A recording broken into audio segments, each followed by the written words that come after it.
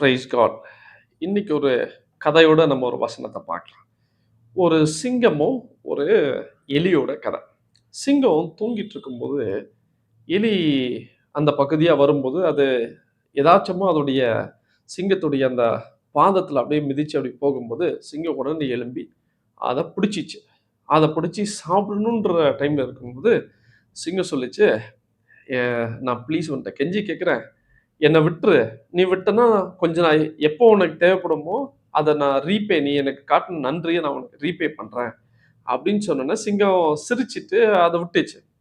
கொஞ்ச நாள் கழிச்சு சிங்கத்த என்ன பண்ட்டான்னா, வேட்டையாடுகிறவருடைய வலையில மாட்டுன உடனே, சிங்கம் கூக்குரலிட்டு கெர்ச்சித்த பொழுது, இந்த எலி அத கேட்டு ஓடி வந்து, அந்த நெட்ட கடிச்சு, அத ரிலீஸ் பண்ணி விட்டுச்சு. அப்ப சிங்கம் யோசித்து இந்த சின்ன கிரியேச்சர்ஸ் கூட, இந்த சின்ன சின்னது கூட நமக்கு ஒரு பெரிய மாற்றத்த உண்டு பண்ண முடியுது அப்படின்ட்டு. ஆமென். இத ரிலேட் பண்ற ஒரு வசனத்த நான் வாசிக்கிறேன். நீதிமொழிகள் 11:25.